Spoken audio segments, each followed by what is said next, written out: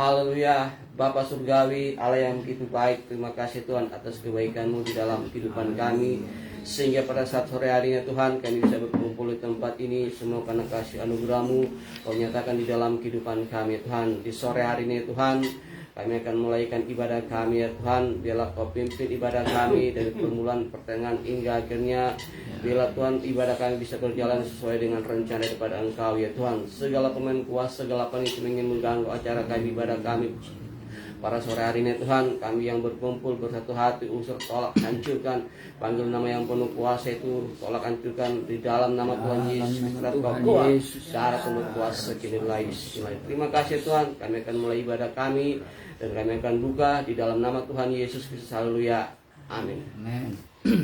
Terima kasih, shalom bagi kita semua. Selamat sore, selamat kita berjumpa kembali di dalam hadirat Tuhan melalui Beston pada saat sore hari ini. Mari kita buka di dalam kitab Sirul Asar Soleman pasal yang pertama, ayat yang ke-9. Dalam salinan baru adalah kitab Kidung Agung.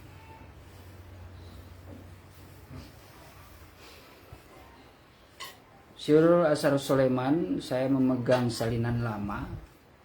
Pasal yang pertama ayat yang ke-9. Hai Adinda, aku mengumpamakan dikau dengan kuda yang dipasang pada rata Firaun. Ya, dalam salinan baru bisa tolong baca. Dengan kuda betina daripada kereta-kereta Firaun, kuumpamakan engkau manusia. Ya. Jadi saudara yang dikasih Tuhan, ini merupakan suatu kitab syair ya, yang dimana kita memahaminya tidak secara letterlek semata, tetapi ini perlu pimpinan daripada kuasa firman ya. Kuasa firman dan kuasa roh ya. Karunia-karunia roh yang dapat membuka segala apa yang menjadi rahasia kebenaran firman Tuhan. Puji Tuhan. Dalam pengajaran kabar pengantin ini kita dibukakan rahasianya ya, mengenai maksud-maksud firman Tuhan, khususnya dalam kitab Kidung Agung ini. Karena dalam perjanjian lama, kitab yang paling sulit dimengerti adalah kitab Kidung Agung. Dalam perjanjian baru, kitab yang sulit dimengerti adalah kitab Wahyu. Tetapi kedua kitab ini sebenarnya memiliki suatu kaitan yang erat ya, dalam kehidupan rohani sebagai orang percaya.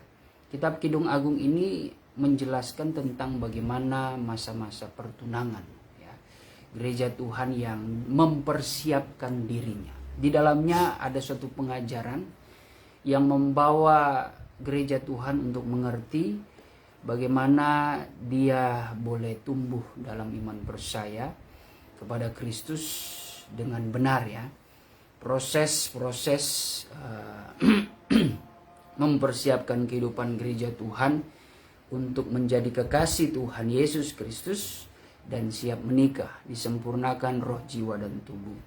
Jadi seperti dalam dunia nyata, seseorang yang ingin menikah itu jalannya biasanya melalui pertunangan dulu ya.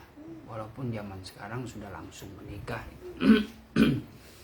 Tapi memang aturan yang baik itu ada pertunangan dulu, prosesnya baru akan menikah ya.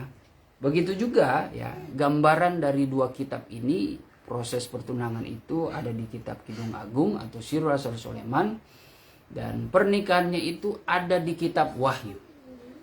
Makanya kitab Wahyu itu berbicara tentang ya banyak hal ya, mengenai keadaan akhir zaman. Dari mulai kejadian-kejadian alam menjelang kedatangan Tuhan, ya, bagaimana zaman antikris, bagaimana kerajaan 1000 tahun damai, bagaimana kemuliaan Kristus, kedatangan yang kedua kalinya, murka Allah menghukum ya orang-orang yang tidak taat ya di masa kerajaan antikris, sampai kepada bumi dan langit baru, kota Yerusalem baru, dan gereja hidup bersama selama-lamanya dalam kekekalan.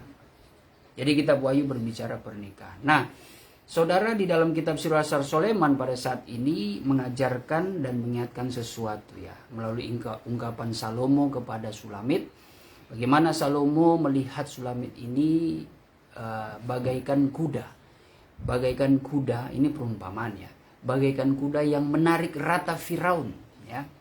Ini merupakan suatu ungkapan pujian tapi yang bersifat duniawi. Kenapa Salomo mengatakan demikian kepada Sulamit? Karena sebenarnya Sulamit ini sudah memiliki paras yang cantik ya. Terlebih-lebih Sulamit ini adalah seorang perempuan yang memiliki batin yang cantik ya. Itu yang membuat Salomo itu tertarik kepada Sulamit. Dan kita tahu bahwa di dalam pelajaran Kidung Agung ini Raja Salomo menggambarkan Tuhan Yesus. Sulamit menggambarkan gereja Tuhan, lebih tepatnya gereja pengantin ya. Gereja pengantin. Dan di sini kita melihat kenapa Sulamit itu diumpamakan seperti kuda yang menarik rata Firaun ya. Seperti yang tadi saya sudah katakan bahwa ini merupakan pujian tapi yang bersifat duniawi. Karena Salomo melihat Sulamit yang sudah memiliki kecantikan tapi ingin lebih cantik lagi ya. Sulamit sudah mulai bersolek ya, bersolek. Solek itu kalau saya buka Kamus Besar Bahasa Indonesia itu artinya memperelok diri dengan perhiasan, dengan penampilannya ya, atau menghias diri. Itu bersolek ya.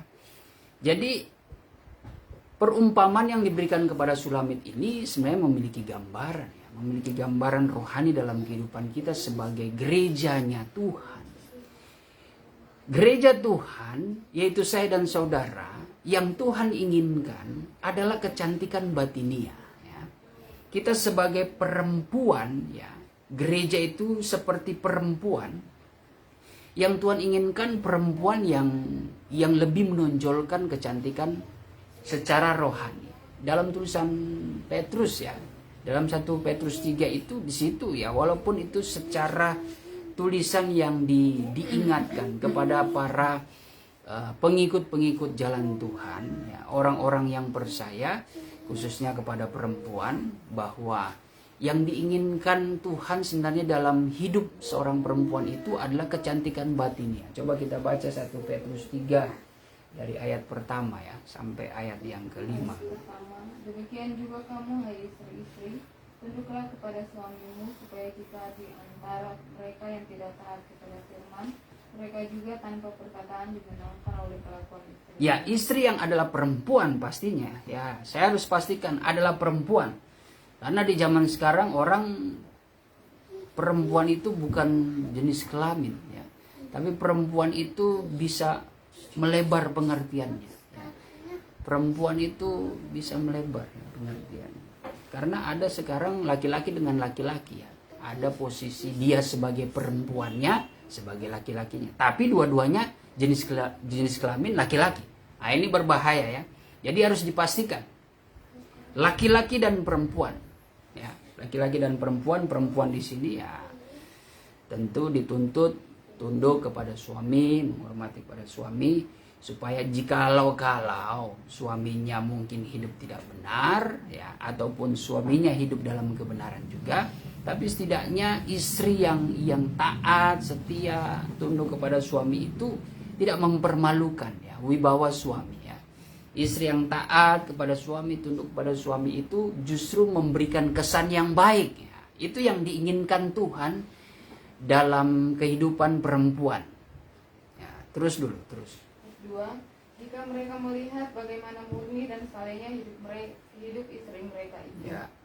Perhiasanmu janganlah secara lahiriah, yaitu dengan mengepang-epang rambut, memakai perhiasan emas, atau dengan mengenakan pakaian yang indah-indah. Ya, jangan mengepang-epang rambut, jangan memakai perhiasan-perhiasan yang indah-indah. Terus apa lagi di situ? Pakaian yang mewah dan sebagainya. Tetapi baiklah secara lahiriah kita hidup berpadan dengan apa yang ada saja ya. Mencukupkan diri saja ya. Kalau zaman sekarang kan mereka lebih meningkatkan value, nilai gaya hidup ya.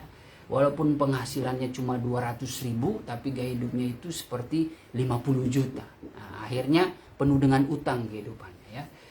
Yang menyengsarakan kehidupannya diri sendiri. Ya. Apalagi sekarang ya banyak orang yang lebih menonjolkan penampilan luarnya. Walaupun secara pribadi mungkin penampilan yang sederhana itu sudah cantik, terpancar dari wajahnya, ya, terpancar dari cara hidupnya. Tapi karena pengaruh-pengaruh dunia, dia terpengaruh. Dia ingin mulai mendandani, merias dirinya, mempercantik dirinya, yang akhirnya karena pergaulan yang dengan orang-orang dunia, ya terpengaruh, terdorong untuk melakukan hal-hal yang lebih melampaui, ya, dari pengetahuan dia akan firman Tuhan, pengenalan dia akan Tuhan yang sudah melampaui, ya. Akhirnya penampilannya itu keduniawian sekali, ya. Yang padahal secara natur saja dia sudah cantik, ya, dengan dia pergi beribadah, melayani Tuhan, melayani keluarga, berbuat baik itu sudah cantik. Karena percuma saudara kalau penampilan kita kelihatan mewah, namun akhlak kita itu minus, ya. Ya, kita penuh dengan kesombongan, keangkuhan. Apalagi di zaman sekarang banyak sekali orang meningkatkan mutu secara penampilan luar, secara lahiriah, tapi dengan cara yang curang, dengan cara menipu, ya. Seperti Beston tadi pagi diingatkan, ya, bahwa manusia itu harus mempunyai prinsip dalam hidupnya seperti perkataan Salomo di dalam Amsal 30, ya, ayat yang ke-7. Dua hal yang aku hendak minta kepadamu ya Tuhan sebelum aku mati, ya. Ayat yang ke-8 mengatakan, jangan biarkan aku, ya, jauhkan aku dari kecurangan dan kebohongan. Ya, berita baru-baru ini yang lagi viral kan, ada seorang pemuda yang kaya raya ternyata hasil dari tipuan. Dan memang kalau saudara yang suka melihat berita atau dunia medsos, ya, bagaimana dengan inisial IK itu, nama Ika itu, ya, dia memamer-mamerkan harta, duduk di atas tumpukan duit, wah, di jet pribadi, ya, bukan dia seorang saja, banyak ya, ya, itu diistilahkan seperti flexing, bahasa modernnya, flexing, menonjolkan kepemilikan kekayaannya, yang padahal itu bisa jadi karena orang tuanya, karena harta kekayaan yang dimanfaatkan perusahaan tertentu, sehingga dia cuma menjadi suatu marketing saja, ya, alat marketing sebagai pemancing saja, ya. Jadi fasilitas yang dia miliki sebenarnya punya perusahaan tertentu, punya orang-orang tertentu, punya golongan-golongan tertentu, dan dia bertugas bagaimana menawarkan, menjualnya itu lewat media sosial. Ya, memang zaman sekarang media sosial itu menjadi tempat yang paling tempat yang paling mudah, paling cepat untuk melakukan jual beli.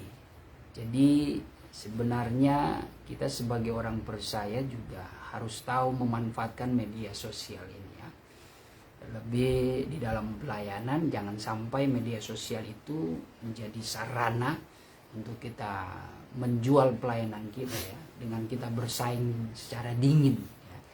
Tidak kelihatan tapi sudah ada persaingan dingin, ya, menunjukkan, ya, bagaimana program-program pelayanan kita, ya. Makanya kita harus memakai hikmat dalam pengertian, ya, dengan teknologi ini juga kan kita tahu etikanya seperti apa, ya, kita pakailah itu etikanya di dalam, khususnya di dalam pelayanan. Tapi kalau soal perdagangan dunia sekuler, silakan saudara bersaing dalam dunia media sosial, ya, apalagi lewat Facebook, Instagram dan sebagainya. Itu memang dibuat, yang sekarang nama perusahaannya itu yang dibuat oleh Mark Zuckerberg itu metaverse, ya. Tadinya Facebook itu, ya, Facebook itu sendiri. Metaverse ternyata itu diperuntukkan untuk para usahawan, ya, para startup yang ingin berdagang, ya, berdagang secara virtual. Dan memang cepat iklan-iklan yang dipromosikan lewat media sosial itu cepat sekali informasinya, karena kebanyakan orang itu selalu melihat media sosial, ya. Saya pun terkadang bahkan seringkali media sosial, khususnya, ya, secara virtual, Tokopedia, ya, belanja online itu dengan harga-harga yang bisa dikatakan murah, wah, barang-barangnya langka, bagus lagi, ya. Belum lagi mereka ambil angle foto yang bagus, kelihatan barangnya bagus, yang walaupun kenyataannya kita terima, wah, nggak sesuai gambar, tapi setidaknya ada daya tarik ya, rasanya ingin berbelanja terus ya, itu daya tarik ya, daya tarik jual beli perdagangan melalui platform di media sosial. Ya, media sosial bisa juga kita pakai untuk melayani pekerjaan Tuhan, tapi selalu ingat ya, ada etikanya, ada etikanya. Nah, kita kembali lagi saudara, bagaimana kehidupan dalam 1 Petrus 3 tadi yang diinginkan Tuhan. Perempuan itu jangan terlalu menonjolkan penampilan secara jasmani. Yang Tuhan inginkan adalah penampilan secara rohani. Coba baca terus. Ayat 4. Tetapi perhiasanmu ialah manusia batinia yang tersembunyi dengan perhiasan yang tidak binasa, yang berasal dari roh yang lemah lembut dan tenteram, yang sangat berharga di mata Allah. Ya, itu yang diinginkan Tuhan bagi kaum perempuan ya. Kaum perempuan lewat tulisan daripada Rasul Petrus. Nah, secara pengertian rohani bagi gereja Tuhan adalah perempuan ya, ini teruntuk semua, bukan saja kepada kaum perempuan saja. Kalau berbicara gereja yang adalah perempuan, kekasihnya Tuhan, ya tentunya baik laki-laki ataupun perempuan, kita harus memiliki kecantikan batinnya. Jangan yang ditonjolkan penampilan luarnya ya. Gaya hidup kita kalau bisa ya mengikuti, bukan kalau bisa, seharusnya bisa menyesuaikan dengan firman Tuhan. Jangan mengikuti zaman. Ya, seadanya, berpadan dengan apa yang ada ya. Jangan gaya hidup melebihi daripada kebutuhan hidup. Akhirnya kita memaksakan diri, kita berhutang, kita berbuat curang, kita berbohong dalam segala usaha, bisnis, pekerjaan, terlebih-lebih pelayanan. Ya. Pelayanan juga Tuhan tidak mau yang melihat pelayanan yang mementingkan nilai angka, kuantitas ya, tetapi sudah tidak menilai kualitas iman. Jadi perkara tersebut seringkali dalam pengalaman gereja, hamba-hamba Tuhan, mereka justru lebih punya pengalaman dan bisa menilai lebih baik jemaat sedikit. Tetapi dia bisa handle itu. Ya, walaupun 2-3 orang ya, atau 2-3 kepala, 2-3 kakak, tapi dia bisa handle, dia bisa perhatikan itu baik-baik. Daripada yang sudah sampai ratusan ribuan, ya cuma datang dan pergi, datang dan pergi, datang dan pergi. Ya. Yang dimana tidak bisa menghandlenya ya. Karena biasanya sudah mengkomersilkan ya. Yang mereka cari dalam hal kuantitas, nilai angka, itu sudah perhitungan lain lagi tuh, ya. Nah, takutnya seperti itu, kita jangan suzon juga ya. Puji Tuhan kalau dia bisa menghandle, tentu dalam organisasi, dalam penggembalanya, struktur dalam penggembalanya itu, dia tentu punya sumber daya manusia juga yang bisa memperhatikan jemaat yang sudah begitu banyak ya. Tetapi ada juga ya gereja yang sifatnya otoriter ya. Sifatnya itu apa itu istilahnya? Ya otoriter. Jadi kepemimpinan itu tunggal. Wow. Jadi tidak akan ada cabang-cabang lain. Hamba Tuhan yang sudah lama berpuluh tahun tetap aja dari dulu sekarang sampai selamanya masih pengerja. Tidak ada kebijakan-kebijakan untuk dipercayakan. Udah kamu ini merintis membawa jiwa-jiwa baru, sebagian ke sini dekat rumahnya dan sebagainya. Ada yang seperti begitu ya. Kepemimpinan satu tunggal ya. Otoriter, apa itu istilah? Monarki atau apa ya? Ya seperti itulah. Nah ini artinya sudah ada akal-akalan manusia ya yang memanfaatkan pelayanan. Bukan mencari kualitas, tetapi mencari atau menekankan gaya hidup, ya, mengikuti keinginan daging. Ini yang terjadi, gambaran kenapa Sulamit itu diumpamakan Salomo seperti kuda yang menarik rata Firaun. Firaun itu adalah berbicara iblis ya, bayangan iblis, pengertian rohaninya. Mesir itu gambaran dunia, ya. Bahwa sesungguhnya Firaun ini kalau bayangan iblis itu itulah yang ditarik ya. Rata Firaun itu artinya kendaraan iblis yang seringkali Gereja Tuhan, Sulamit itu gambaran gereja Tuhan yang menarik rata Firaun, ya, yang justru menarik ya alat-alat iblis, menarik tertarik kepada kendaraan iblis. Kendaraan iblis itu kan seringkali iblis memakai keadaan dunia ini, memakai kekayaan dunia ini, memakai kerajaan dunia ini, memakai segala harta benda lewat keinginan-keinginan dunia. Ini yang berbahaya, ya. Ini yang dilihat Salomo. Begitu juga Tuhan menegur kita sebagai gereja pengantinnya, yang Tuhan sudah inginkan dalam kehidupan kita. Kecantikan rohani itu bagaimana kehidupan kita yang sudah lahir baru.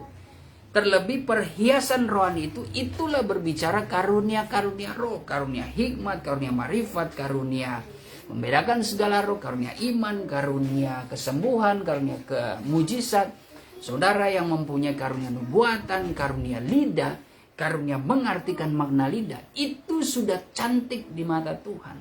Tapi kalau konteksnya Sulamit yang menarik rata Firaun, berarti ini ada suatu kecantikan rohani yang dimiliki gereja Tuhan, tampaknya tidak puas dengan kecantikan yang dia miliki. Mereka lebih memilih, ya, tampaknya mereka kurang pujian yang datang daripada Tuhan. Mereka ingin dipuji dari manusia juga. Ini berbahaya. Ini adalah sifat daripada ahli-ahli Taurat, ya. Mereka yang sudah dipercayakan, ya, ibarat kata itu sebagai kata lain pujian Tuhan, sehingga Tuhan mempercayakan akan firman hukum Taurat yang mereka harus pertanggungjawabkan. Tapi karena keinginan mereka yang tidak terbendung, ya, mereka terpengaruh, mereka ingin mencari popularitas supaya dihormati manusia. Itulah sebabnya ketika Tuhan Yesus hadir ke dunia ini, Tuhan Yesus templak habis, ya. Orang-orang ini bukan mencari hormat kepada Tuhan, tetapi mencari hormat kepada manusia. Ya, jadi timbullah, ya, suatu pertentangan, ya, melalui kehadiran Tuhan Yesus. Dan memang ajaran Tuhan Yesus itu, ya, penuh dengan pro dan kontra, ya. Banyak yang menentangnya. Sebab memang Tuhan melihat orang-orang Farisi ini adalah orang-orang yang bermunafik. Gambaran hamba Tuhan di gereja, di zaman gereja ini, jangan bermunafik, ya, dalam pelayanan. Ya, jangan sampai terpengaruh kita menjadi orang yang menarik rata Firaun, terpengaruh oleh segala keinginan dunia.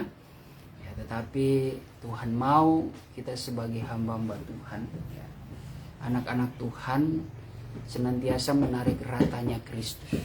Ya. Itulah sebabnya pengaruh daripada dunia ini harus kita lawan dengan doa dan puasa. Karena dengan doa dan puasa itu yang menjadi tulang punggung iman kita supaya tetap tegak. Ya, seperti tubuh manusia itu supaya tetap dia berdiri tegak, itu merupakan hasil dari tulang punggung yang baik, yang sehat, ya.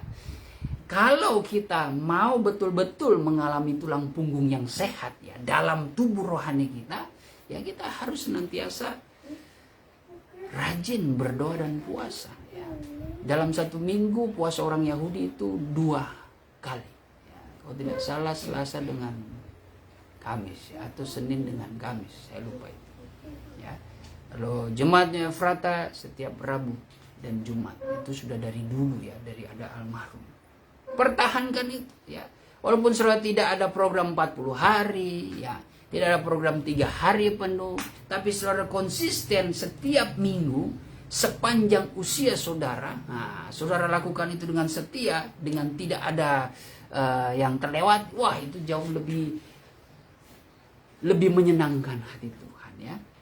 Tapi bukan berarti juga, ya, orang yang sudah berjuang 40 hari itu tidak bisa menyenangkan. Tidak. Alangkah baiknya kalau saudara bisa berjuang, ya, dalam doa dan berpuasa. Itu yang membuat kita memiliki kekuatan, ya. Memiliki suatu kekuatan ekstra, ya, terlebih lewat roh dan firman, ya. Iman yang kuat itu adalah iman yang terbentuk dari doa dan puasa, ya. Kalau kita malas berdoa dan berpuasa, wah, iman kita itu bisa menjadi iman yang lemah, ya. Bisa-bisa akan terpengaruh, ya, mudah terikat, mudah terpengaruh dengan keinginan dunia. Untuk kita menghindari dari segala keinginan dunia itu hanya dengan iman yang kuat. Karena memang dalam 1 Yohanes pasal yang kelima, ayat yang keempat dan 5, iman yang mengalahkan dunia dengan segala keinginannya itu adalah iman percaya kepada Yesus Kristus. 1 Yohanes 5 ayat keempat dan 5. 1 Yohanes 5 ayat 4 dan 5. Sebab semua yang lahir dari Allah mengalahkan dunia, dan inilah kemenangan yang mengalahkan dunia, iman kita. Ya, terus. Siapakah yang mengalahkan dunia selain daripada dia yang percaya bahwa Yesus adalah anak Allah? Ya, tidak ada selain daripada orang-orang pilihan Tuhan yang memiliki iman percaya kepada Kristus. Bahkan 1 Yohanes 4 ayat yang keempat, ya, iman dan roh itu ya. Iman yang timbul dari perkataan firman Tuhan, ya, berarti tanda iman kita kuat adalah orang yang senantiasa atau mencintai akan firman Tuhan, menyukai firman Tuhan. Ya. Sulit memang untuk menyukai firman Tuhan, tapi ya kita harus berusaha untuk mencintai firman. Karena setiap perintah-perintah firman itu tidak ada yang enak. Ya. Bagaimana supaya kita bisa melakukan itu? Kita dorong, kita push kehidupan kita supaya menyukai firman. Sama seperti saudara yang bekerja, yang berusaha di dunia sekuler. Kalau saudara tidak ada perasaan suka dengan pekerjaan saudara, ya saudara tidak akan bekerja. Ya disuruh ini pekerjaan yang ringan, saudara tidak ada semangat. Tapi karena saudara suka bekerja, ya apapun itu yang terjadi, pekerjaan mau berat, mau ringan, ya saudara akan bekerja dengan penuh segenap hati, dengan penuh sukacita, ya. Tidak bersungut-sungut. Begitu juga tuntutan kita. Kita sedang bekerja untuk membangun rumah rohani kita. Untuk kita menjadi tempat kediaman yang kekal, ya. Untuk menjadi rumah, ya, di mana rumah sebagai bangunan rumah rohani itu yang dipersiapkan Tuhan supaya kita menerima keselamatan. Ya sama seperti kita bekerja di dunia ini supaya kita dapat tempat tinggal yang layak, supaya kita bisa hidup di dalamnya, kita bisa hidup menikmati bersama keluarga, ya ada tempat tinggal yang tetap. Nah, dalam kehidupan rohani bisa menjadi ilustrasi dalam kehidupan nyata seperti itu. Bagaimana kita membangun rohani kita? Kekayaan yang kita kumpulkan adalah kekayaan hikmat yang mempengaruhi, yang menentukan kita untuk berjumpa dengan Tuhan Yesus Kristus di dalam kekekalan. Kalau kita tidak menyukai firman-Nya, jangan harap kita akan bisa bekerja membangun rohani kita yang menentukan kita untuk masuk dalam keselamatan. Karena iman yang lemah itu ya adalah iman yang mudah terpengaruh. Saudara akan menjadi alatnya iblis. Padahal kekuatan, ya gambaran kuda, ya perumpamaan Sulamit digambarkan kuda yang menarik kereta Firaun. Kuda itu berbicara kekuatan. Jadi Sulamit ini sebenarnya ada kekuatan, tapi sayangnya kekuatannya itu hanya untuk menarik, ya menarik segala keinginan dunia. Ya, itu yang menjadi sesuatu perkara yang tidak diinginkan Tuhan. Tapi kekuatan kita, yaitu kekuatan iman, 1 Yohanes 5 tadi, harusnya kita menjadi orang-orang yang akan dipersiapkan untuk melayani pekerjaan Tuhan. Ratanya Kristus itu bagaimana melayani jiwa-jiwa, ya, melayani orang-orang di luar sana. Supaya ya kendaraan-kendaraan Kristus itu ya bagaimana Tuhan memakai ladang pekerjaannya ya, untuk kita bawa jiwa-jiwa itu sampai kepada pengenalan akan Kristus yang benar. Itu yang diinginkan Tuhan. Makanya untuk iman yang teguh, iman yang kuat, kita harus disertai doa dan puasa. Apalagi doa dan puasa itu menentukan roh itu akan bekerja. Dan kita tahu bahwa roh yang diberikan Tuhan itu adalah roh yang lebih besar dari segala roh yang ada di dalam dunia. 1 Yohanes 4 ayat 4. 1 Yohanes 4 ayat 4. Kamu berasal dari Allah, anak-anakku, dan kamu telah mengalahkan nabi-nabi palsu itu. Sebab roh yang ada di dalam kamu lebih besar daripada roh yang ada di dalam dunia. Ya, roh yang diberikan Tuhan itu jauh lebih besar. Ya, roh ini berbicara tentang kuasa. Jadi kuasa di dunia ini harusnya kita bisa kalahkan itu. Ya, oleh karena iman. Ya, iman yang teguh adalah iman yang senantiasa rajin doa puasa, ya, mencintai firman, membaca firman, menyukai firman, ya. Lalu yang mencintai hadirat Tuhan dan mencintai doa. Itu menjadi tulang punggung iman, doa dan puasa. Ya. Firman Tuhan yang akan senantiasa membuat kita bisa hidup di dalam roh, ya. Roh yang akan menggerakkan kita. Jadi penting juga kami selalu ingatkan bahwa jikalau kita memiliki firman tetapi tidak memiliki roh, ya seperti tubuh tanpa roh. Ya. Yakobus 1 ayat yang ke-26, coba kita baca. Yakobus 1 ayat 26.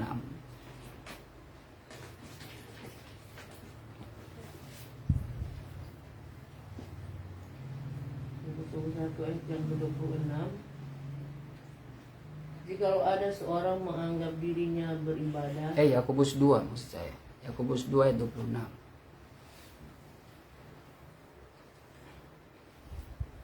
Yakobus 2 ayat yang ke-26. Sebab seperti tubuh tanpa roh adalah mati, Ya.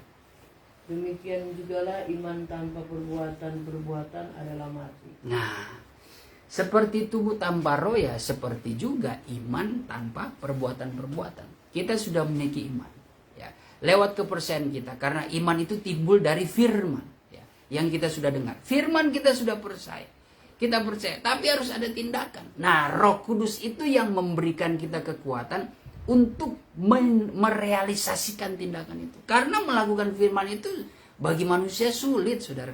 Sulit kalau tidak ada kesukaan, apalagi tidak ada dorongan Roh Kudus. Waduh, sulit. Mau apalagi firman Tuhan, perintah-perintahnya tidak masuk akal semua kan kalau secara logika. Mana ada? Jikalau engkau ditampar pipi kiri, berikan pipi kanan. Marlon mau coba sekarang? Saya siap enggak saya tampar pipi kiri, buktikan, ya. Tentu tidak ada yang mau, tidak masuk akal, ya, walaupun kita harus pelajari konteksnya juga, ya. Ini sebenarnya berbicara tentang, ya, kalau ada orang berbuat jahat, ya kalau bisa silakan kau berbuat jahat, terus engkau lakukan. Karena kita punya cara membalasnya itu, tetapi dengan caranya Tuhan. Ya. Kita disuruh berdoa, ya. Bagi orang yang sudah berbuat jahat itu kan nggak masuk akal, ya, bagi kita.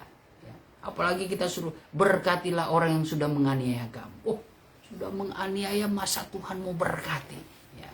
Semakin sengsara mataku melihat dia, semakin diberkati. Sudah berbuat jahat, sudah menipu aku, sudah berbuat curang, ya, kepadaku. Masa doaku adalah memberkati? Dan kalau dia diberkati betul, lebih sakit hati kita melihatnya.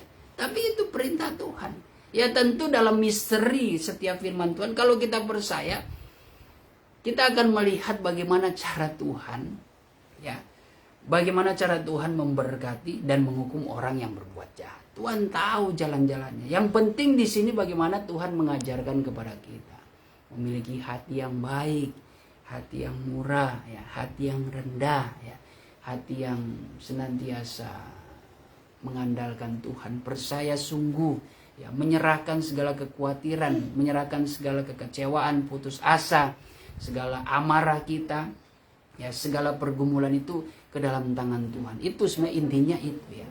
Jadi itu yang membuat Tuhan sangat suka dengan kehidupan kita, karena kita selalu mengandalkan Tuhan. Secara langsung kita juga sudah menjadi pribadi yang selalu mengandalkan Tuhan, yang tidak pernah mengandalkan diri sendiri. Kalau mengandalkan diri sendiri, ya boro-boro kita mau melakukan itu, tampar pipi kiri, kasih pipi kanan. Wah, tidak mau. Mau suruh orang yang berbuat jahat kepada kita, malah berdoa bagi mereka, berkati mereka. Yang sudah menganiaya batin kita, ya, menganiaya pekerjaan usaha kita, ya, menghancurkan segala bisnis kita, ya, pelayanan kita. Orang-orang seperti ini secara manusia, secara logika, oh enak saja, masa kita minta berkat kepada Tuhan supaya mereka diberkati, ya. Ini soal bagaimana hati kita itu kita tetap pertahankan, ya, akan kebaikan yang murni. Artinya ketika kita melakukan firman Tuhan, disitulah secara langsung ataupun tidak langsung kita sudah mau hidup mengandalkan Tuhan. Kita percayakan segala sesuatu yang jahat itu kepada hakim yang adil. Tapi yang kita kerjakan adalah perbuatan-perbuatan baik. Inilah contoh gereja yang memiliki iman yang teguh, ya. Tapi kalau gereja yang senantiasa menarik rata Firaun, ya berarti gereja yang masih terpengaruh dengan keduniawian. Orang yang masih bertabiat duniawi, ya itulah yang digambarkan oleh Rasul Paulus di dalam 1 Korintus 3, ya, ayat yang pertama. Mulai. 1 Korintus 2 dulu ayat yang 14. 1 Korintus 2 ayat 14. Tetapi manusia duniawi tidak menerima apa yang berasal dari Roh Allah, Ya, karena hal itu baginya adalah suatu kebodohan, dan ia tidak dapat memahaminya, sebab hal itu hanya dapat dinilai secara rohani. ya ini manusia duniawi. Manusia duniawi itu tidak mengerti akan kehendak Tuhan. Mereka tidak tahu itu persembahan yang benar kepada Tuhan seperti apa, ya. Mereka tidak tahu karena perbuatan-perbuatan roh yang dimana roh itu selalu mengerjakan segala sesuatu itu berdasarkan firman, ya. Jadi apa yang dilakukan roh dalam diri kita yang sudah lahir baru daripada air dan roh itu pasti mengerjakan kebaikan dari firman Tuhan. Karena roh dan firman itu berjalan berdampingan, ya. Perbuatan roh akan diukur oleh firman Tuhan. Firman Tuhan itu akan dikerjakan oleh Roh Kudus. Maka anak-anak Allah yang dipimpin oleh roh harusnya hidup mereka itu mengerjakan firman, ya, secara berproses tapi menuju kepada kesempurnaan. Itu yang merupakan ciri khas orang-orang yang rohani, orang-orang yang hidup di dalam pimpinan roh. Tapi orang duniawi tidak bisa. Mereka anggap itu kebodohan, ya. Pekerjaan roh ya seperti tadi, salah satu dari ribuan contoh teladan Kristus. Tampar pipi kiri, kasih pipi kanan, ya. Jikalau ada orang yang menginginkan bajumu, berikan semua apa yang ada padamu. Oh, haleluya. Ya.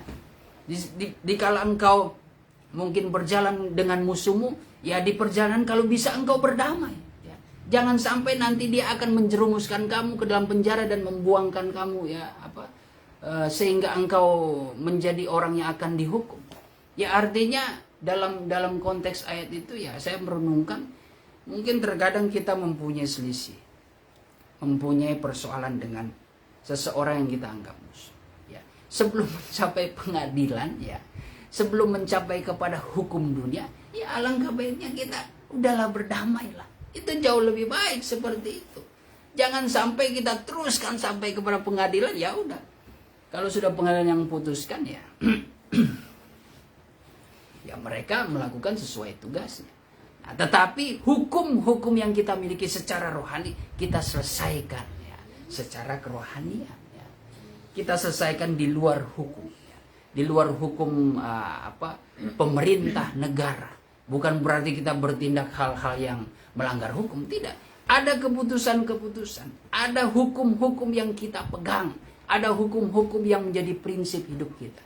Di mana sebelum menyerahkan kepada hukum dunia yang Alkitab Al-Khatib mengatakan, ya, Pengkhotbah 3 ayat 16 itu, bahwa engkau tidak akan menemukan keadilan di dalam pengadilan, ya.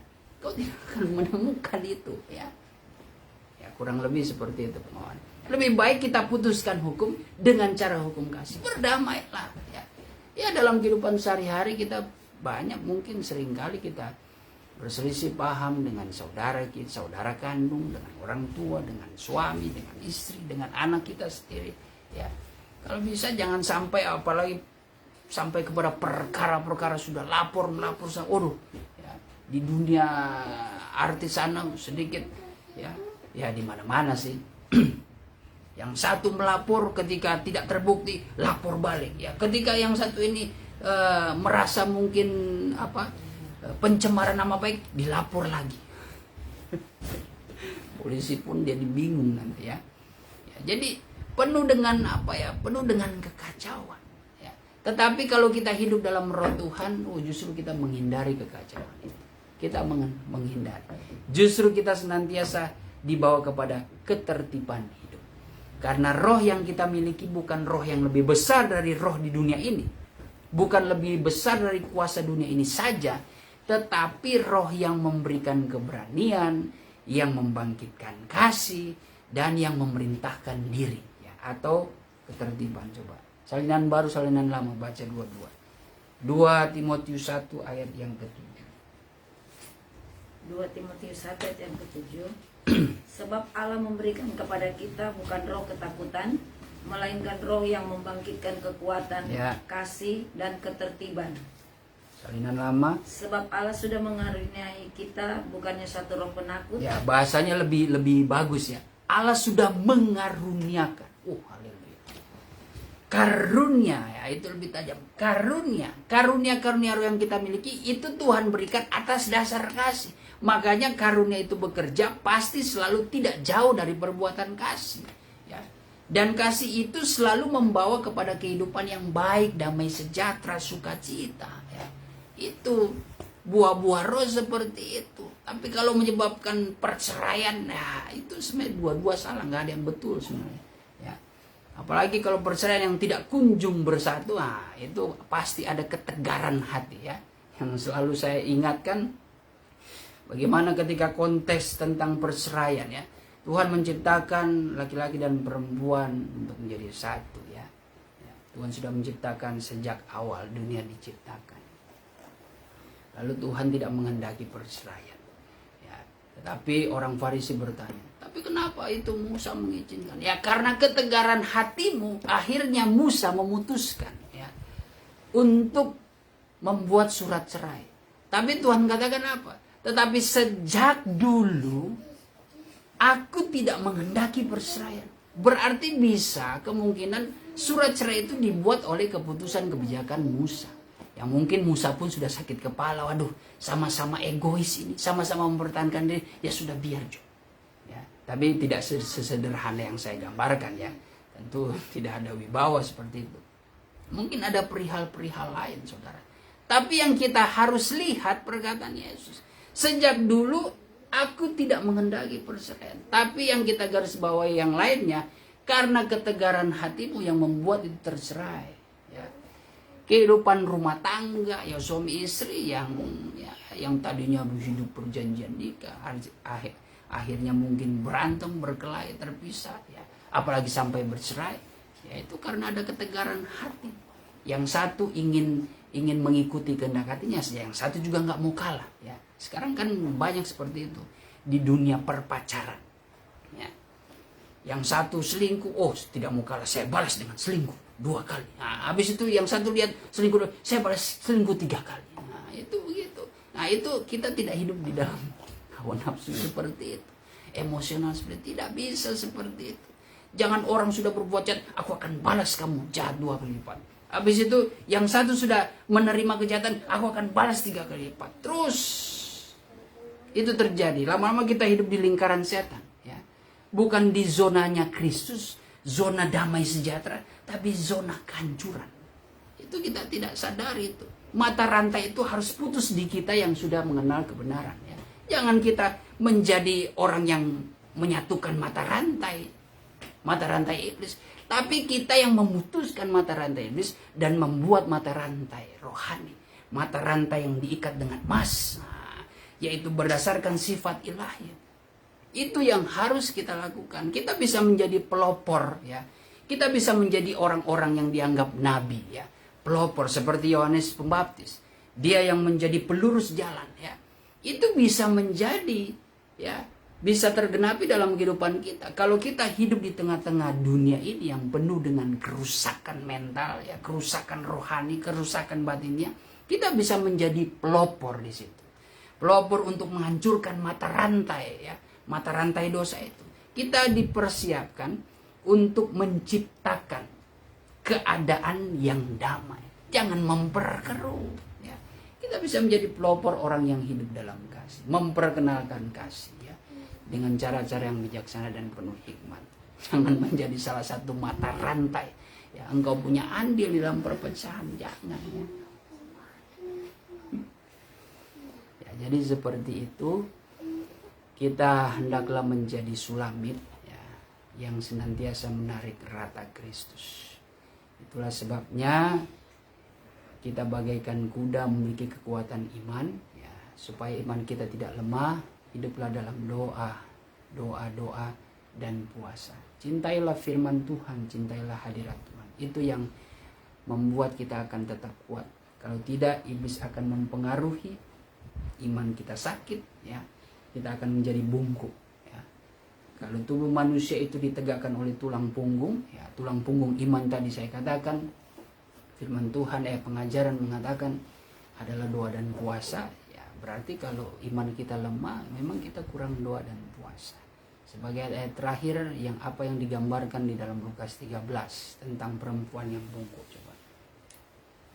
13, Lukas 13 ayat yang ke-10 mulai.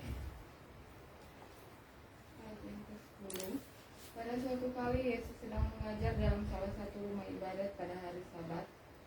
Di situ ada seorang perempuan yang telah 18 tahun dirasuk roh, Ada seorang perempuan yang sudah 18 tahun dirasuk roh, sehingga ia sakit sampai bungkuk punggungnya dan tidak dapat berdiri lagi dengan tegak. ya, terima kasih sampai situ saja. Dan akhirnya Tuhan menyembuhkan. Di sini ada pengertian rohaninya, ya. 18 tahun itu adalah hasil dari 6 tambah 6 tambah 6, ya. 6-nya 3 kali. Ya, itu sebenarnya angka yang kalau dideretkan menjadi angka manusia, ya. Yang kita kenal adalah adalah angka antikris. Ya. Ini berbicara kuasa setan yang mengikat kehidupan perempuan itu. Pengertian rohaninya, ya, iman kita itu bisa menjadi bungkuk. Dan karena kita sudah terpengaruh, terikat dengan keinginan dunia, ya. Dan keinginan dunia ini sekali lagi yang sudah tadi disampaikan, yang membuat keinginan dunia ini kalah hanya dengan iman percaya kepada Kristus. Yang dari 1 Yohanes 5 dan 1 Yohanes 4, ya. Hanya dengan iman. Dan yang membuat iman kita itu teguh hanya dengan doa dan puasa. Supaya kita menjadi kekuatan-kekuatan yang menarik pekerjaan Tuhan. Kendaraannya Tuhan itu, ya, berbicara tentang pekerjaan Tuhan. Karunia-karunia. Itu merupakan alat-alat Tuhan yang dipasangkan kepada kita. Supaya kita menarik itu, memakai itu, kita menjadi kekuatannya. Kita dipersiapkan, ya, menjadi kekuatan-kekuatannya Tuhan, perpanjang tangan Tuhan, perpanjangan firman Tuhan, ya, lewat karunia-karunia, ya, supaya kita menjadi gereja pengantinnya Tuhan. Jadi, ya, itulah sebabnya arahkanlah supaya iman kita tidak bungkuk. Kalau iman bungkuk itu sudah terikat dengan kuasa roh jahat, ya. Tapi Tuhan tegakkan, ya, Tuhan sembuhkan perempuan itu, ya. Tuhan mengusir roh jahat itu dan akhirnya dia terbebas sehingga bungkuknya itu kembali tegak.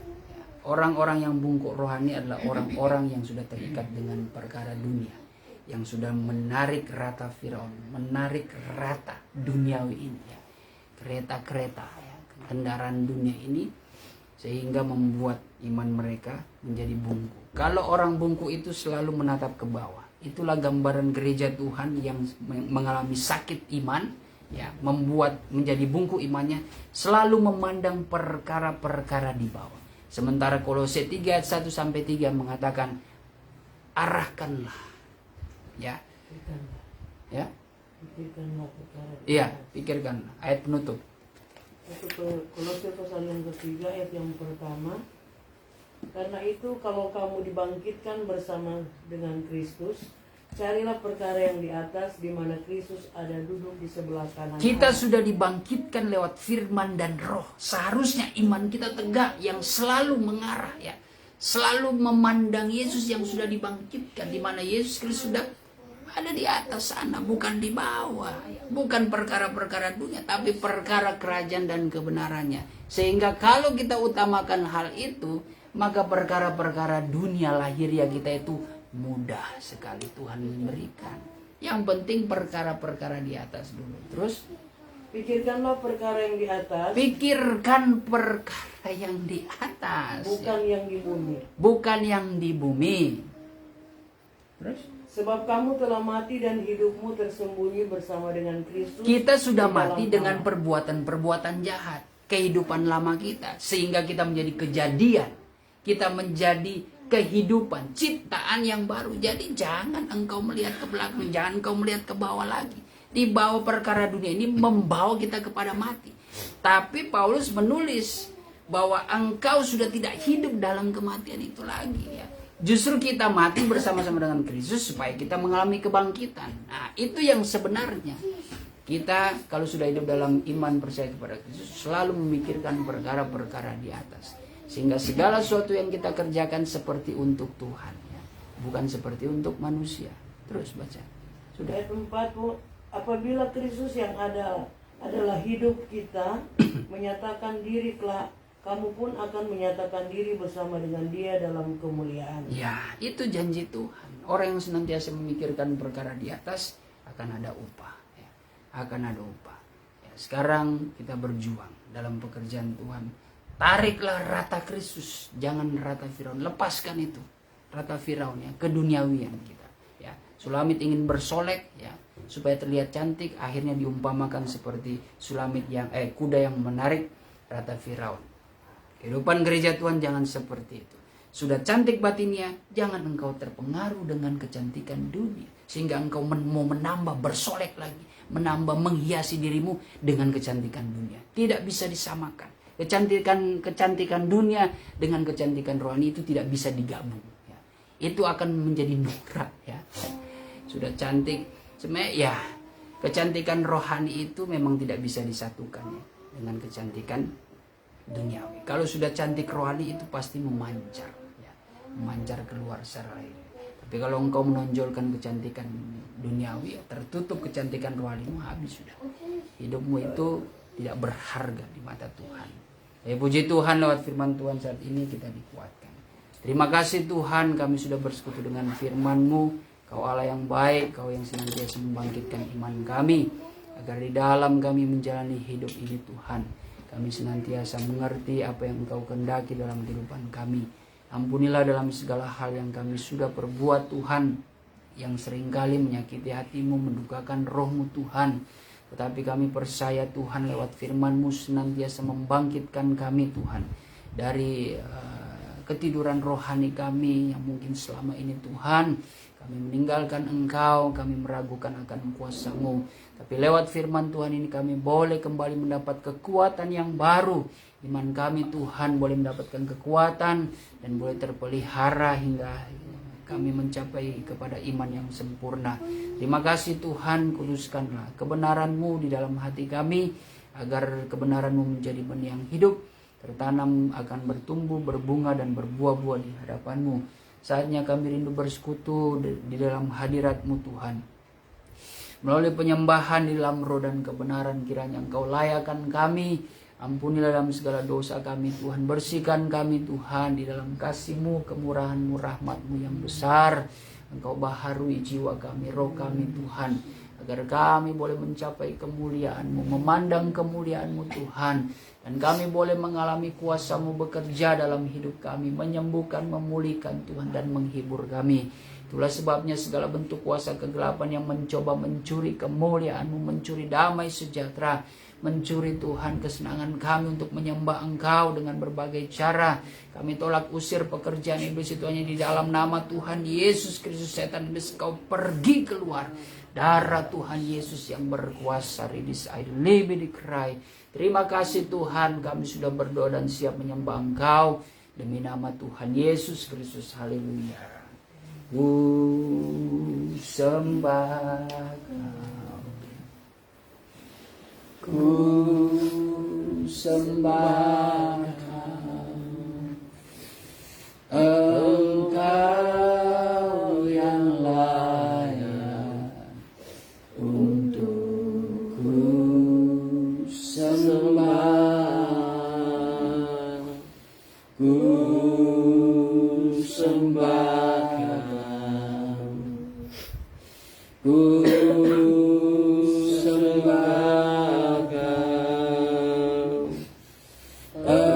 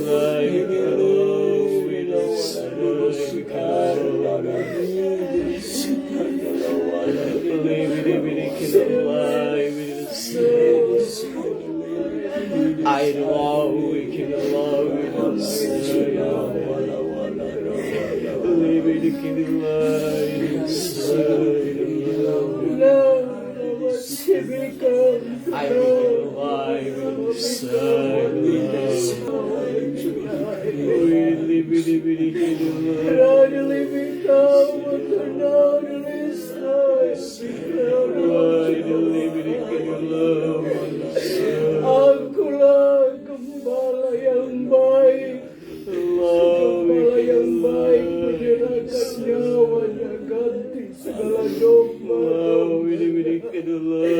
Hai hambaku dan anak-anak, berbahagialah kamu karena aku ada di tengah-tengah kamu. Kamulah yang sudah menarik hatiku sehingga aku turun dan melayani kamu. Aku berjalan-jalan dan memperhatikan setiap kamu yang datang kepadaku.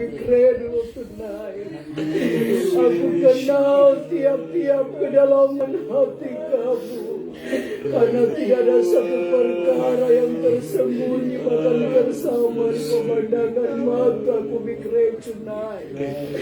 Tetapi semuanya nampak dan terbuka dengan jelas.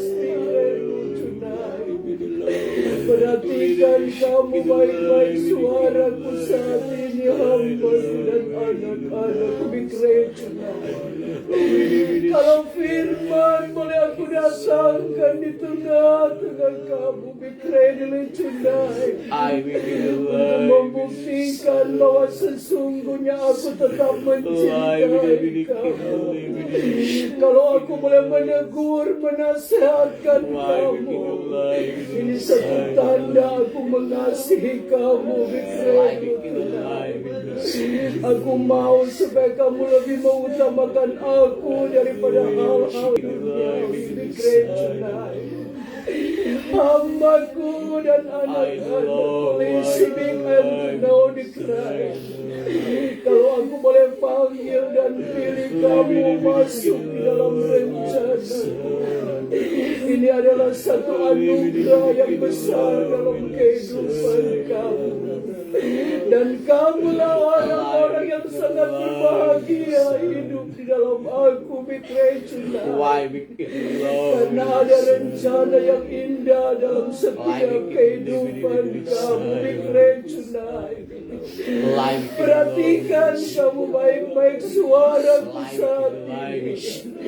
Metro Dilicunai, adakah kamu mengerti firman yang aku boleh sampaikan kepada kamu lewat hambaku Melodinai? Firmanku itu adalah aku sendiri. Aku membawa kamu untuk kamu lebih dekat kepadaku, dan untuk mencari perkara-perkara yang di atas di dalam aku. Bukan perkara-perkara yang ada di dalam dunia ini.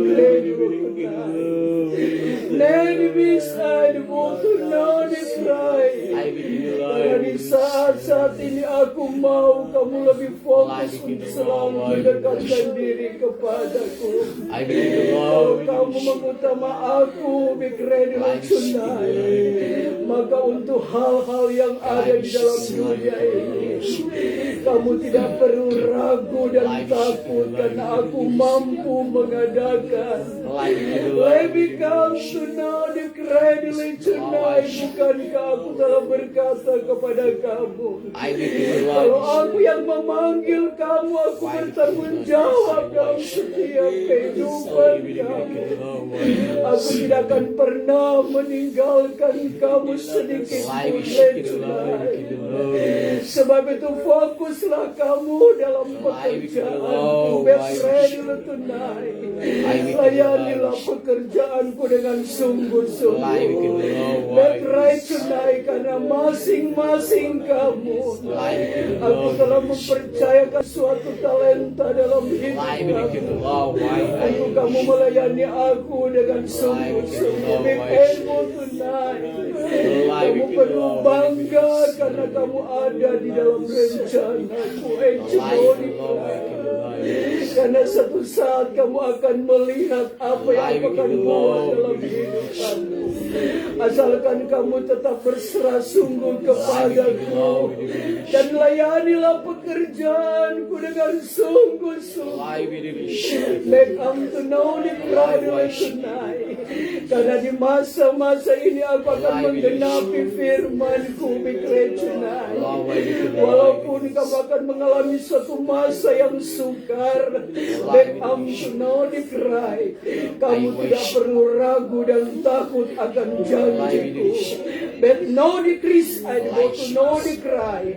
Aku akan memelihara kamu seperti janda di Sarfat. But know the list, I bet know the cry. Satu saat kamu akan hadapi hal-hal yang sungguh. But know the cry yang ditakutkan oleh manusia. But know the cry. Tetapi kamu tidak perlu meragukan aku. Baiklah Lord tonight. Karena janjiku adalah ya dan amin. I become tonight. Kalau aku berfirman, aku tetap genapi dalam kehidupan. Mengertikah kamu? I know the cry Lord tonight. I hamba-hamba but I know the list in tonight. Perhatikan kamu baik-baik suaraku saat ini. Listen kamu tonight cry. Aku tahu seringkali kamu ragu but know the cry. Seringkali kamu khawatir dengan keadaan yang ada. Bele I know the cry. Tapi aku perlu sampaikan kepada kamu, aduh tunadi cry. Aku tidak akan pernah meninggalkan kamu. Aku bertanya di dalam setiap kehidupan kamu. Adakah di masa-masa ini aku membiarkan kamu? Sampai pada jam dan detik ini aku tetap memperhatikan dan memelihara kamu. Mekrari lautan, karena kamu adalah hamba-hambaku yang melayani pekerjaan. Lebih kamu ternau di Kristi, lebih kamu ternau di Kristi. Ingat kamu baik-baik hambaku dan anak-anakku. Sedangkan burung yang ada di udara itu burung berikan tunai, tidak bekerja. Dan dia tidak pernah menabur risik adalah tunai. Tapi aku tetap pelihara dia. Lebih kamu tunai. Kamu melebihi daripada burung-burung itu. Kamu tunai tunai. Kamu adalah kawan kerja. Kamu mau tunai tunai. Aku tetap memelihara dan pelihara kamu. Bekledro tunai. Mengertikah kamu? Sini kamu tunai. Sebab itu cintailah firman-Ku. Cintailah hadiratku. Dan cintailah doa. Karena doa dapat merubah segala sesuatu. Mengertikah kamu? I know the cry. I hamba. Bila know di cry di loton hari cry, aku kenal persis keberadaan hati. Bila know di cry di loton hari cry, Tetaplah Engkau giat dan setia untuk mengerjakan pekerjaan. Jangan Engkau coba-coba meragukan aku dan kuasaku yang ada padamu. Karena aku berjanji, hai hambaku, selama Engkau berdiri di atas kebenaran dan melayani pekerjaanku, Engkau tidak perlu takut dan khawatir dengan keadaan yang ada. Aku yang bertanggung jawab. Aku mampu merubah segala keadaan.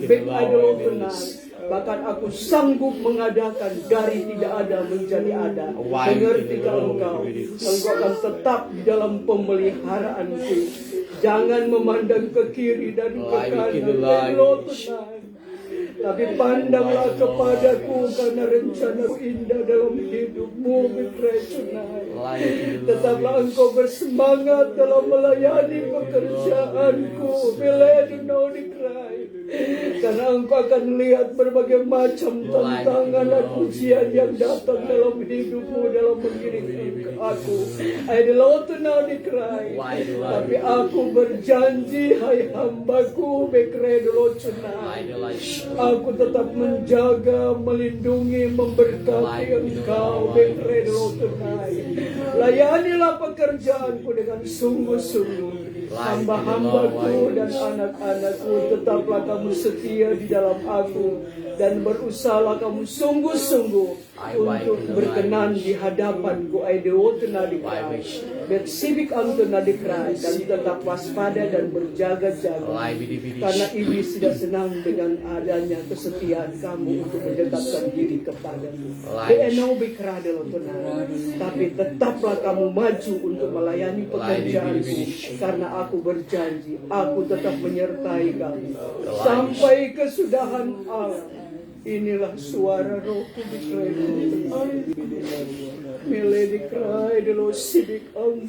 Terpuji-pujilah namamu Tuhan. Terima kasih kalau kami boleh mendengar suara rohmu Tuhan. Jangan bangkitkan iman kami, menguatkan roh kami Tuhan. Menjadi penghiburan sejati di tengah-tengah kami melayani pekerjaan-Mu. Di tengah-tengah kami mengiring Tuhan akan Engkau. Oleh sebab itu biarlah kekuatan firman dan roh-Mu Tuhan menjadi kekuatan yang selalu menuntun kehidupan kami, memimpin kehidupan kami Tuhan, agar segala apa yang kami kerjakan, apa yang kami layani, apa yang menjadi aktivitas kami Tuhan, kami tidak salah melangkah. Diberkati Tuhan sidang jemaat-Mu, umat-Mu yang percaya dalam segala pekerjaan aktivitas mereka, usaha bisnis yang mereka jalankan Tuhan.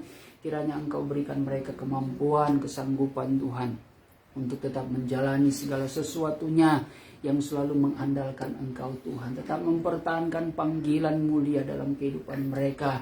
Mempertahankan perbuatan-perbuatan kebenaran Tuhan dalam segala aktivitas mereka. Karena berkat dan upah Tuhan hanya Engkau yang berikan, yang dapat Tuhan Engkau karuniakan bagi setiap orang-orang yang selalu mengandalkan Engkau. Terima kasih Tuhan, terpujilah namamu atas setiap janji firman-Mu yang Kau sudah nyatakan bagi kami semua. Kami imani Tuhan, dari setiap perkataan-Mu akan tergenapi dalam kehidupan kami.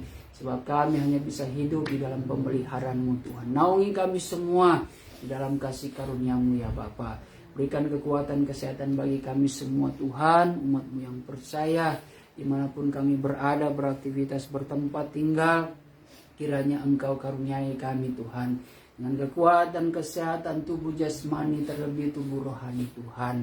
Dan biarlah segala sesuatu yang kami perlukan Engkau menjadi Allah sumber pancaran berkat, menjadi Allah Yehova Jireh Tuhan yang selalu memberikan, menyediakan dan mencukupi apa yang menjadi kebutuhan kami dan keperluan kami. Terima kasih Tuhan, diberkatilah pelayanan Tuhan hamba-Hamba-Mu di gereja segala bangsa. Terlebih Tuhan, segala sesuatu yang terjadi Tuhan di gereja segala bangsa ini, kami hanya bisa berserah kepada-Mu. Ajarkan kami Tuhan untuk memiliki hati yang penuh kasih, yang lemah lembut Tuhan, terlebih hati yang selalu memegang teguh akan kemurnian pengajaran firman dan mau dipimpin oleh Roh-Mu Tuhan. Kami percaya Engkau akan beracara bagi kami semua, agar kami Tuhan boleh dipersiapkan untuk melayani pekerjaan-Mu yang besar di kemudian hari. Terima kasih Bapa.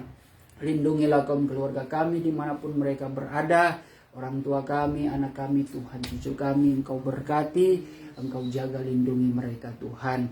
Bahkan Engkau berkati juga bangsa dan negeri kami ini Tuhan, serta pemerintahan di dalamnya. Engkau berkati Tuhan presiden kami, wakil presiden, para menteri sampai kepada pemimpin yang terbawa. Biarlah kebijaksanaan Engkau nyatakan dalam kehidupan mereka Tuhan, agar mereka boleh menjalankan tugas dan tanggung jawab untuk mensejahterakan rakyat Indonesia ini, menjadikan bangsa kami ini Tuhan bangsa yang diberkati dan boleh menjadi berkat bagi bangsa lain. Terima kasih Tuhan, biarlah penyangkalan diri yang kami jalani sepanjang hari ini tidak menjadi sia-sia, tetapi semua diperhitungkan oleh-Mu Tuhan. Kami akan akhiri ibadah Beston kami pada saat hari ini dengan penuh ucapan syukur dan menutup penyangkalan diri kami hanya di dalam nama Tuhan Yesus Kristus. Haleluya. Saudara dan saudariku yang dikasih Tuhan, terimalah berkat anugerah yang dianugerahkan Allah Bapa di sorga, cinta dan kasih sayang anaknya yang tunggal yaitu Tuhan Yesus Kristus. Di dalam persekutuan Allah Roh Kudus tinggal diam di hati kita, yang memberkati dan menyertai kita mulai hari ini sampai Tuhan Yesus datang kembali menjemput gerejanya di atas awan-awan, di dalam kemuliaan yang kekal sebagai Raja di atas segala raja. Haleluya. Amin.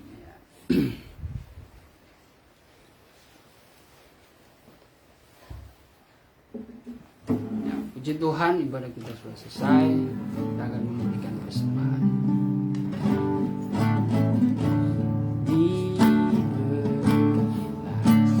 Orang yang mengandalkan Tuhan diberkatilah. Orang yang mengandalkan diberkatilah. Orang yang mengandalkan Tuhan, yang menaruh harapnya hanya kepada Tuhan, yang menaruh harapnya hanya kepada Tuhan. Ya, puji Tuhan, ibadah sudah selesai. Nanti Pendeta Aryani Poli akan berdoa sembahan dan tubuh jasmani makanan. Kami kembalikan pujian syukur limpah terima kasih kepadamu Bapa Sorgawi, Bapa dalam nama Tuhan Yesus Kristus. Engkau baik, sungguh baik dan sangat baik di dalam kami. Engkau sudah memimpin menyertai ibadah kami dari awal hingga selesai. Kami sudah kembali dikuatkan melalui firman-Mu. Biarlah firman-Mu itu menjadi rumah dalam setiap kehidupan kami, dan akan menjelma menjadi sikap, tingkah laku, perbuatan, petuturan kami sesuai dengan kehendak Tuhan. Sehingga kehidupan kami ini boleh menjadi berkat dan selalu diberkati Tuhan. Terima kasih, berkati hamba-Mu yang sudah menjadi saluran berkat. Kembalikan urapan baru, pemakaian Tuhan sempurna. Karena Tuhan Kau limpah ruahkan, buka banyak rahasia firman-Mu guna kepentingan pelayanan pekerjaan Tuhan, sehingga jiwa-jiwa boleh dibawa pada kesempurnaan. Semua kami yang hadir, yang ada di tempat ini, yang mengikuti ibadah secara online, semua kami Tuhan sudah Engkau berkati. Kami juga sudah kembali mengulurkan tangan Tuhan untuk ekstra kolektor. Engkau memberkati, Engkau tahu Tuhan akan pekerjaan Tuhan yang ada di tempat ini. Berkati setiap jemaat-Mu, jiwa-jiwa simpatisan yang turut mendukung pelayanan pekerjaan-Mu di New Efrata dan Goshen. Tuhan kembalikan berkat-berkat berlipat kali ganda melalui usaha pekerjaan, pendidikan, pelayanan kami yang berbeda, yang berkenan. Engkau selalu buka jalan dan memberkati. Begitu juga Tuhan, sesudahnya kami beribadah, rohani kami sudah dikenyangkan. Saat ini kembali kami diperhadapkan dengan meja kemurahan-Mu melalui makanan minuman yang sudah disiapkan keluarga hamba-Mu yang ada di tempat ini. Sebelum kami nikmati bersama, kuduskan dan berkati. Jadikan berkat kekuatan kesehatan, kekuatan ikan pakai memuliakan Tuhan. Dalam nama Tuhan Yesus Kristus kami sudah berdoa bersyukur. Haleluya. Amin. Amin. Puji Tuhan, selamat menutup puasa. Nikmati berkat jasmani. Salam buat keluarga. Tuhan Yesus memberkati. Shalom.